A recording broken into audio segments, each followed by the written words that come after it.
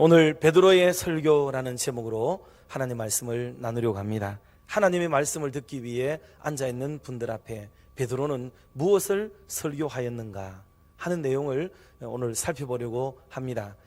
알다시피 베드로의 이 설교는 지금으로부터 약 2000년 전에 이루어진 사건입니다. 놀랍게도 2000년 전에 선포되었던 그 하나님의 말씀이 오늘 우리가 배우는 교리와 아주 동일하고 오늘 강단에서 선포되는 말씀과 똑같은 하나님의 말씀이라는 것은 정말 기가 막힐 정도로 깜짝 놀랄 일이 아닐 수가 없습니다.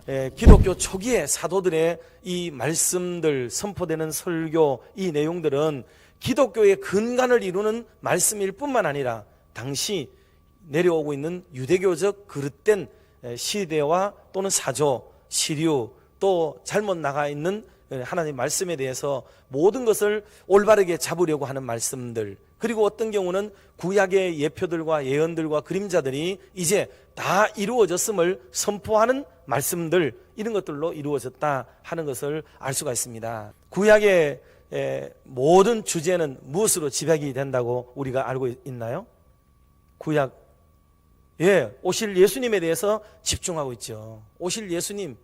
신약은 또 어떤 데 이렇게 중점을 두고 있다고 그랬죠?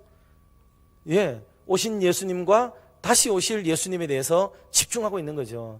그러니 신구약 성경은 한마디로 누구에 대해서 얘기하고 있는 겁니까? 예수님에 대해서 얘기하고 있는 거죠. 예수님.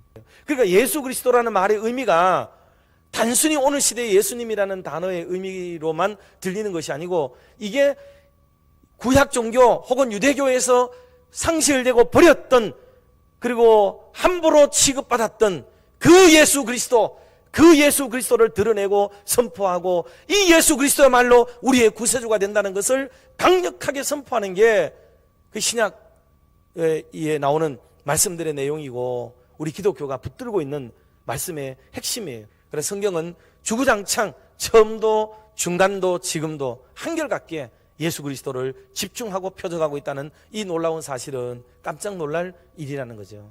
그런 것을 먼저 염두에 두고 베드로가 이 고넬료 가정, 이방인으로서 베드로의 공식적인 말씀과 복음을 듣고, 그렇게 온 가족과 주변인들이 세례를 받고 예수 그리스도와 또 그 신약 종교에 몸을 담게 되어지는 이 기가 막힌 변곡점에 서 있는 사람들에 대한 이야기들이 무엇인가를 계속해서 우리가 말씀을 좀 나누려고 합니다.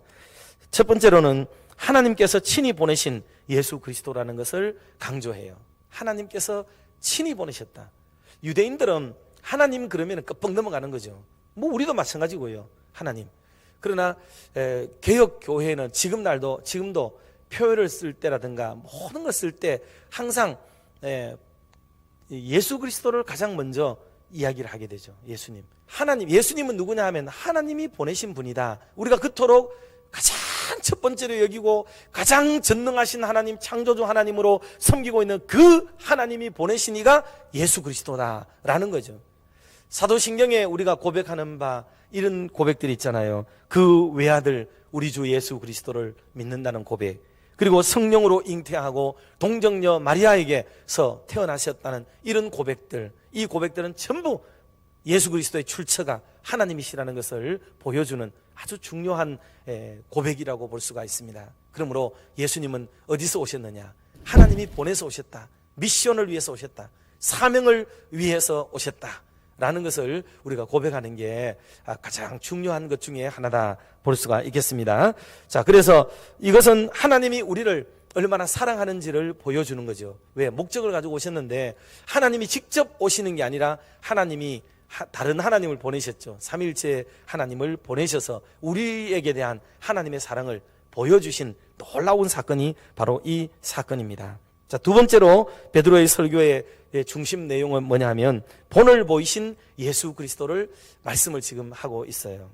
이거는 상대적으로 그때 당시에 많은 이들의 조롱거리가 되고, 진짜로는 유대 지도자들이 얼마나 그릇되게 견나갔는지, 벗어났는지, 도리를 위반하고 인정을 배반하고 그리고 하나님의 말씀에서 떠나 있는 지도자들인지를 겨냥하게 되는 거죠.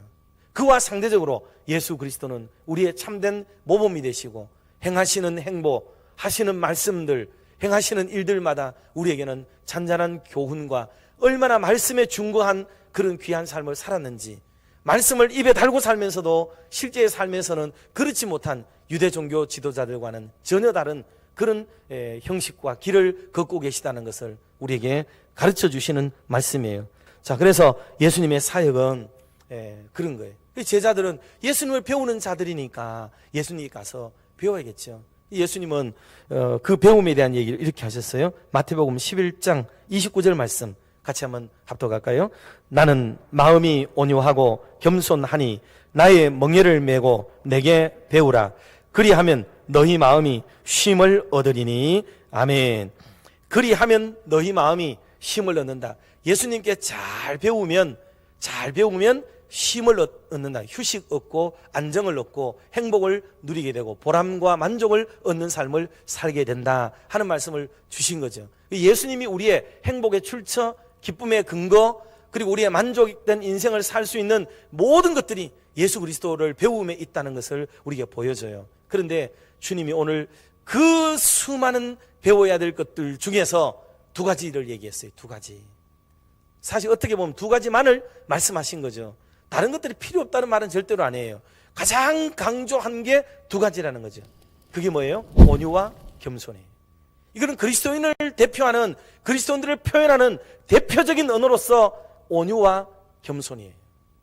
이거는 철저하게 유대 종교 지도자들을 반하는, 그들을 들으라고 하는 말과도 진비 없는 형태였어요. 세 번째 말씀은 대속해서 죽으신 예수 그리스도를 말씀합니다.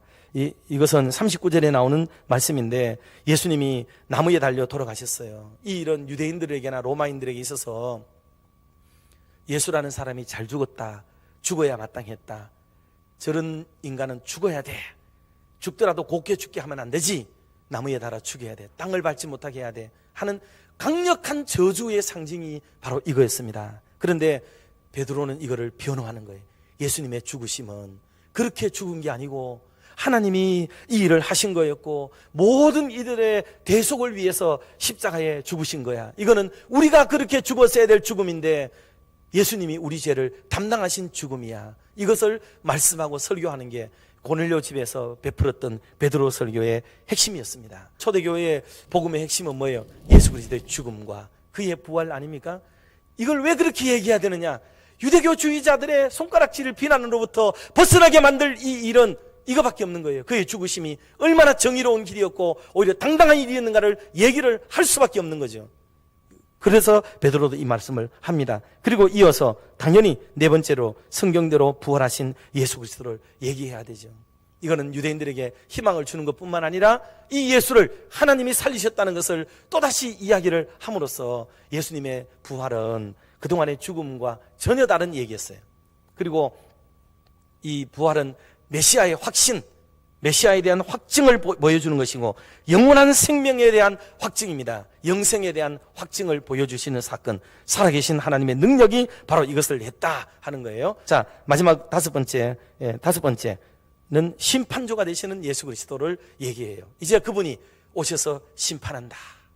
이게 초대교회 성도들의 최고의 가치 중에 하나가 이겁니다. 이걸 우리가 잘 배워야 돼요. 진짜로 우리에게 공의를 실천하시고 제대로 재판하실 그분이 예수 그리스도시다는 것을 보여주고 계시는 말씀이에요. 이게 심판에 대한 내용을 이렇게 담고 있습니다. 그러므로 결론의 말씀은 뭐냐면, 그러니 우리 믿는 성도들은 어떤 삶을 살아야겠어? 오늘 참아야지. 진짜 심판장, 진짜 재판장이 오시면 다 밝혀줄 거야. 우리 그리스도인들은 그때까지 온유한 성품 잊어버리지 말고 교만하지 않도록 조심하고 우리 그렇게 살자. 우리가 답답하지만은, 억울하지만은, 원통하지만은 우리의 모든 문제를 해결해 줄 그 심판주가 오실 때가 있을 거니까 그때까지 참고 견뎌야 되지. 오늘 내가 나서가지고 내 억울함을 풀고 내가 나서가지고 이 원통함을 해결하고 어떻게 하겠다. 여러분, 그렇게 하는 신앙의 행위들은 신앙적 태도는 아니라는 거예요. 그게. 그러니 좀 맡기고 기도하고 인내하고 그런 삶을 살자는 겁니다. 정말 오늘 이 시대에 저와 여러분이 기독교인이 되었습니다. 청교도 정신이 이어받은 사람들이 되었습니다. 개혁의 후예들이 되었습니다. 거기에 걸맞는 아름다운 삶을 살아가는 저와 여러분 모두가 되시기를 주님의 이름으로 축원합니다.